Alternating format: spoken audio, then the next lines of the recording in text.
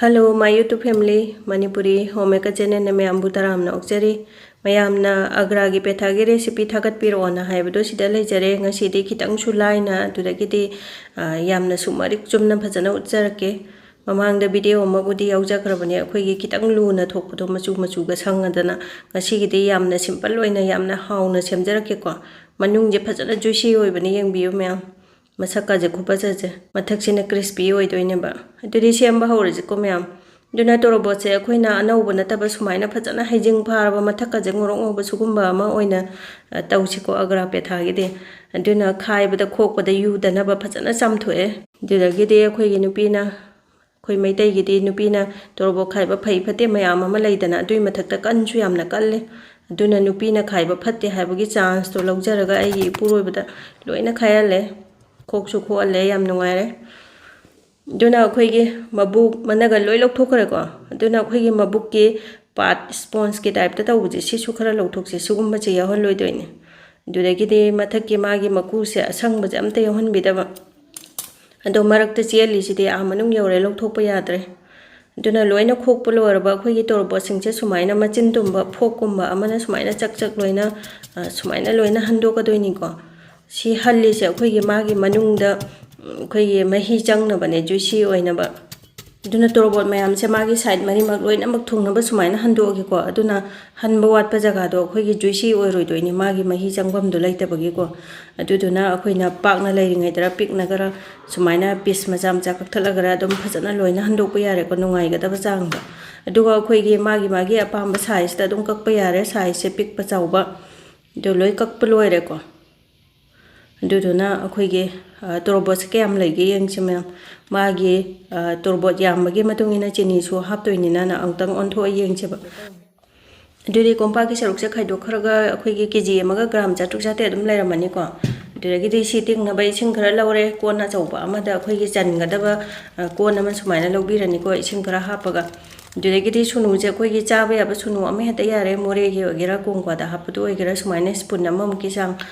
ising jida phajana ne khai biraba matum amte yahan biroi doini phajana yam phajana ne khai doini duna sumaina phajana ne khai biraba matung dang saige torboto mung loina hapchala jeba adu torbo se chu hapchalaga akhoi gi torbo sing che phajana magi marek se thuman bi bai sing je duragi di makhum ama khumjalaga overnight ama hing chupa ma thammage aidi aduna yamdrabada pung 10 di sumaina tingbiu ko duna makhum je khumjalaga sumaina tingaga thammage ayukta yenga chi ko myam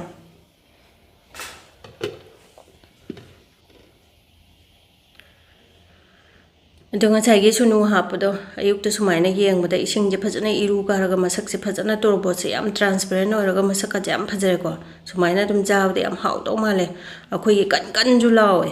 akhoi gi sunu hapado na kalali ne ba akhoi gi phutpa kan da bede petanam ni ko duragi ri sunu hapkhibado adu do mu yam phajana jam thoka doine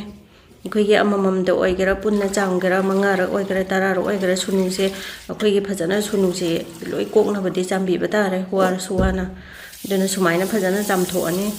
do kai gumba sunu se yauraga ti akhoi gi petha sembal oraga chaba kan da akhoi gi chin de sunu gi mahaw mala ka doine ba adu laktana ba sumaina chamtho se ko yam phajana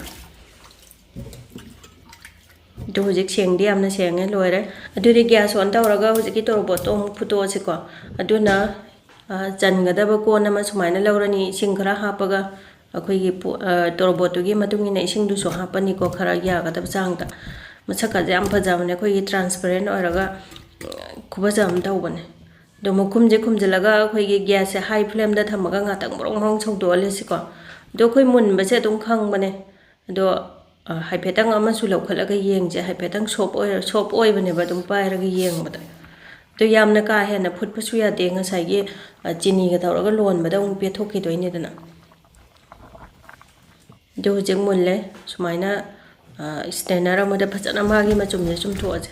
duna yari ba makhai di magi ising mahi jam ta yahon bidabna bhai ko petha semba kanda duragi de akhoi chini se lona ba kon se thangale gas on tawraga duragi de chini se akhoi gi kg ama makhai mu ki chang lojare duragi de ising china 150 ml mu ki chang ne aduna chini se akhoi kitang quality phaba masak yamna phajaba ngorong obo oina lobbiu ko akhoi gi petha do ngorong oroga masak phajana ba chini do phajadraga di petha do masak yam thi bane ba ꯑꯗꯨꯅ ꯒ꯭ꯌꯥꯁꯁꯦ ꯍꯥꯏ ꯐ꯭ꯂꯦꯝꯗ ꯊꯝꯃꯒ ꯁꯨꯃꯥꯏꯅ ꯃꯔꯛ ꯃꯔꯛꯇ ꯑꯣꯠꯄꯤꯕ ꯃꯅꯤꯡꯁꯨ ꯀꯥꯁꯟꯗꯅꯕ ꯑꯗꯨꯗꯒꯤ ꯆꯤꯅꯤꯁꯤꯁꯨ ꯃꯍꯤ ꯂꯥꯡꯊꯣꯛꯅꯕꯀꯣ ꯑꯗꯨꯗꯒꯤꯗꯤ ꯑꯩꯈꯣꯏꯅ ꯇꯣꯔꯕꯣꯠꯀꯤ ꯃꯅꯝꯗꯣ ꯑꯗꯨꯒꯤ ꯃꯅꯝꯗꯣ ꯀꯣꯛꯅꯕ ꯃꯅꯝ ꯅꯨꯡꯁꯤꯅꯕ ꯌꯨꯝꯗ ꯑꯔꯩꯕ ꯃꯅꯝ ꯅꯨꯡꯁꯤꯕ ꯑꯃ ꯍꯦꯛꯇ ꯍꯥꯞꯄ ꯌꯥꯔꯦ ꯑꯩꯗꯤ ꯑꯩꯈꯣꯏꯒꯤ ꯑꯦꯂꯥꯏꯆꯤ ꯄꯥꯎꯗꯔꯗꯣ ꯑꯗꯨ ꯑꯣꯏꯅ ꯍꯥꯞꯄꯒꯦꯀꯣ ꯁ꯭ꯄꯨꯟ ꯇꯪꯈꯥꯏꯃꯨꯛꯀꯤ ꯆꯥꯡꯗ ꯑꯗꯨꯅ ꯑꯦꯂꯥꯏꯆꯤꯁꯨ ꯃꯅꯝ ꯌꯥꯝꯅ ꯅꯨꯡꯁꯤꯕꯅꯦꯕ ꯑꯗꯨ ꯁꯨꯃꯥꯏꯅ ꯃꯍꯤ ꯂꯥꯡꯊꯣꯛꯄ ꯍꯦꯛ ꯂꯣꯏꯕꯒ ꯑꯩꯈꯣꯏꯒꯤ ꯇꯣꯔꯕꯣꯠꯁꯤꯡꯗꯣ ꯂꯣꯏꯅ ꯍꯥꯞꯆꯜꯂꯒꯦ ꯑꯗꯨꯅ ꯑꯩꯈꯣꯏꯅ ꯌꯨꯝꯗ ꯂꯩꯔꯒꯗꯤ ꯀꯦꯋꯔꯥ ꯋꯥꯇꯔꯅꯤ ꯈꯪꯗꯦ ꯔꯣꯁ ꯋꯥꯇꯔꯅꯤ ꯈꯪꯗꯦ ꯃꯅꯝ ꯅꯨꯡꯁꯤꯅꯕ ꯑꯗꯨꯝ ꯍꯥꯞꯄ ꯌꯥꯏꯀꯣ ꯑꯗꯣ ꯇꯣꯔꯕꯣꯠꯁꯦ ꯂꯣꯏꯅ ꯍꯥꯞꯆꯜꯂꯒ ꯑꯃꯨꯛꯇꯪ ꯑꯣꯠꯈꯥꯏꯔꯒ ꯃꯈꯨꯝ ꯈꯨꯝꯖꯤꯟꯒꯦ ꯍꯥꯏꯐꯦꯠꯇꯪ ꯁꯧꯒꯠꯍꯟꯒꯦ ꯑꯗꯩ ꯀꯨꯏꯅ ꯈꯨꯝꯖꯤꯜꯂ ꯂꯩꯔꯒꯁꯨ ꯃꯅꯤꯡꯗꯣ ꯀꯥꯁꯟꯗꯣꯏꯅꯤꯀꯣ ꯍꯥꯏꯐꯦꯠꯇꯪ ꯁꯧꯒꯠꯂꯛꯄꯗ ꯑꯗꯨꯝ ꯍꯥꯡꯗꯣꯛꯑꯒꯦ ꯑꯗꯒꯤꯗꯤ ꯃꯔꯛ ꯃꯔꯛꯇ ꯂꯦꯞꯇꯅ ꯑꯣꯠꯇꯣꯏꯅꯦ ꯑꯩꯈꯣꯏꯒꯤ ꯃꯍꯤꯁꯦ ꯅꯪꯅꯕ ꯂꯣꯟꯕꯗ ꯐꯅ ꯀꯨꯏꯅꯗꯤ ꯆꯪꯉꯦ ꯑꯗꯨꯝ ꯑꯗꯨꯅ ꯑꯩꯈꯣꯏꯒꯤ ꯆꯤꯅꯤ ꯃꯍꯤꯁꯦ ꯅꯪꯁꯤꯜꯂꯛꯇ꯭ꯔꯤꯐꯥꯎ ꯂꯣꯟꯗꯣꯏꯅꯤ ꯑꯗꯨꯅ ꯃꯔꯛ ꯃꯔꯛꯇ ꯁꯨꯃꯥꯏꯅ ꯊꯥꯡꯒꯠꯂꯒ ꯅꯪꯉꯤ ꯅꯪꯗꯦ ꯑꯗꯣ ꯍꯥꯏꯐꯦꯠ ꯆꯦꯛ ꯇꯧꯕꯤꯌꯣ ꯑꯗꯨꯅ ꯑꯩꯗꯤ ꯚꯤꯗꯤꯑꯣꯁꯦ ꯁꯥꯡꯗꯅꯕ ꯂꯣꯏꯅ ꯁꯝꯖꯤꯟꯖꯔꯕꯅꯤꯀꯣ ꯑꯗꯨꯅ ꯑꯩꯈꯣꯏꯒꯤ ꯆꯤꯅꯤ ꯃꯍꯤꯗ ꯌꯥꯔꯦ ꯌꯥꯝ ꯐꯖꯅ ꯅꯪꯉꯦ ꯑꯗꯨꯝ ꯑꯗꯨꯗꯨꯅ ꯒ꯭ꯌꯥꯁ ꯑꯣꯐ ꯇꯧꯔꯒ ꯃꯈꯨꯝ ꯈꯨꯝꯖꯤꯜꯂꯒ ꯊꯝꯃꯒꯦ ꯑꯩꯈꯣꯏꯒꯤ ꯑꯣꯚꯔꯅꯥꯏꯠ ꯑꯃ ꯊꯝꯃꯁꯨ ꯅꯠꯇ꯭ꯔꯒ ꯄꯨꯡ 5-6 ꯁꯨꯃꯥꯏꯅ ꯊꯝꯕꯤꯌꯣ ꯍꯥꯏꯕꯗꯤ ꯇꯣꯔꯕꯣꯠꯇꯨꯒꯤ ꯃꯅꯨꯡꯗ ꯏꯁꯤꯡ ꯀꯩꯀꯥ ꯌꯥꯎꯔꯝꯕ ꯇꯥꯔꯒꯁꯨ ꯁꯨꯃꯥꯏꯅ ꯊꯝꯕꯁꯤꯗ ꯔꯤꯂꯤꯁ ꯇꯧꯔꯛꯇꯣꯏꯅꯦ ꯃꯍꯤꯗꯣ ꯂꯥꯡꯉꯝꯗꯣꯏꯅꯦꯕ ꯑꯗꯨꯅ ꯀꯩꯒꯨꯝꯕ ꯃꯍꯤ ꯂꯥꯡꯉꯝꯃꯒꯗꯤ ꯑꯃꯨꯛ ꯉꯥꯛꯇꯪ ꯂꯣꯟꯕꯤꯕ ꯑꯗꯨꯅ ꯑꯩꯒꯤꯁꯤꯗꯤ ꯃꯍꯤꯁꯦ ꯑꯃꯐꯥꯎ ꯂꯥꯡꯗ꯭ꯔꯦꯀꯣ ꯈꯨꯅꯪ ꯑꯃ ꯇꯧꯔꯦ ꯑꯗꯨ ꯁꯨꯃꯥꯏꯅ ꯑꯩꯈꯣꯏꯒꯤ ꯃꯍꯤꯁꯦ ꯅꯪ ꯅꯪ ꯂꯥꯎꯅ ꯂꯩꯔꯝꯃꯒꯗꯤ ꯑꯗꯨꯝ ꯀꯪꯍꯟꯕ ꯌꯥꯔꯦ ꯂꯩꯔꯒꯗꯤ ꯑꯩꯈꯣꯏꯒꯤ ꯖꯥꯂꯤꯒꯨꯝꯕ ꯃꯆꯨꯝ ꯐꯖꯅ ꯇꯥꯕ ꯌꯥꯕ ꯅꯨꯡꯁꯤꯠ ꯅꯨꯡꯁꯥ ꯐꯖꯅ ꯆꯪꯕ ꯌꯥꯕ ꯑꯃꯗ ꯐꯧꯕꯤꯌꯣ ꯑꯩ ꯅꯨꯡꯁꯥꯗ ꯐꯧꯒꯦꯅ ꯁꯨꯃꯥꯏꯅ ꯁꯦꯡꯒꯥꯗ ꯂꯣꯏ ꯍꯥꯞꯆꯜꯂꯨꯔꯦ ꯑꯗꯨꯗꯒꯤꯗꯤ ꯑꯩꯈꯣꯏꯒꯤ ꯆꯤꯅꯤ ꯃꯍꯤꯁꯦ ꯑꯗꯨꯝ ꯂꯗꯨ ꯁꯥꯒꯦꯔꯥ ꯖꯤꯂꯦꯕꯤ ꯁꯥꯒꯦꯔꯥ ꯑꯗꯨꯝ ꯃꯥꯡꯍꯟꯗꯕꯤꯗ ꯁꯤꯖꯤꯟꯅꯕ ꯌꯥꯏꯀꯣ ꯑꯗꯣ ꯅꯨꯡꯁꯥꯗ ꯐꯧꯕꯗꯣ ꯉꯥꯛꯇꯪ ꯐꯧꯔꯨꯔꯒꯅ ꯍꯌꯦꯡ ꯇꯣꯡ ꯇꯥꯔꯦꯅ ꯑꯗꯨꯝ ꯑꯃꯨꯛ ꯖꯥꯂꯤꯁꯨ ꯂꯩꯇꯕ ꯑꯗꯨꯗꯨꯅ ꯆꯥꯂꯣꯅꯤꯒꯨꯝꯕ ꯁꯤꯒꯨꯝꯕꯗ ꯁꯨꯃꯥꯏꯅ ꯐꯧꯔꯦ ꯑꯗꯨ ꯌꯥꯝ ꯐꯖꯅ ꯀꯪꯍꯜꯂꯦ ꯁꯨꯃꯥꯏꯅ ꯌꯥꯝ ꯐꯖꯅ ꯀꯪꯍꯜꯂꯒꯗꯤ ꯊꯥ 1-2 ꯆꯨꯞꯅ ꯊꯝꯕ ꯌꯥꯕꯅꯦꯕ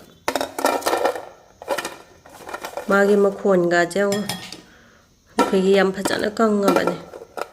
ꯃꯌꯥꯝꯁꯨ ꯁꯨꯃꯥꯏꯅ ꯌꯥꯝꯅ ꯍꯥꯎꯅ ꯌꯨꯝꯗ ꯍꯧꯔꯒ ꯆꯥꯕꯤꯌꯣ ꯑꯗꯨꯗꯤ ꯑꯩꯒꯤ ꯅꯨꯡꯁꯤꯔꯕ ꯚꯤꯌꯔꯁꯤꯡꯅ ꯚꯤꯗꯤꯑꯣꯁꯦ ꯈꯤꯇꯪ ꯅꯨꯡꯉꯥꯏ ꯍꯥꯏꯅ ꯈꯟꯕꯤꯔꯒꯗꯤ ꯂꯥꯏꯛ ꯑꯃꯃꯝꯇꯪ ꯅꯝꯕꯤꯔꯝꯃꯣ ꯑꯗꯨꯗꯒꯤꯗꯤ ꯁꯕꯁꯀ꯭ꯔꯥꯏꯕ ꯇꯧꯕꯤꯗ꯭ꯔꯤꯕꯁꯤꯡꯅ ꯁꯕꯁꯀ꯭ꯔꯥꯏꯕ ꯇꯧꯁꯟꯕꯤꯔꯝꯃꯣ ꯃꯣꯇꯤꯚꯦꯁꯟ ꯄꯤꯕꯤꯕ ꯑꯣꯏꯅ ꯑꯗꯨꯗꯒꯤꯗꯤ ꯚꯤꯗꯤꯑꯣꯁꯦ ꯌꯦꯡꯕꯤꯕꯒꯤꯗꯃꯛꯇꯁꯨ ꯍꯥꯏꯅꯤꯡꯉꯥꯏ ꯂꯩꯇꯅ ꯊꯥꯒꯠꯆꯔꯤ ꯉꯁꯤꯒꯤꯗꯤ ꯕꯥꯏ ꯕꯥꯏ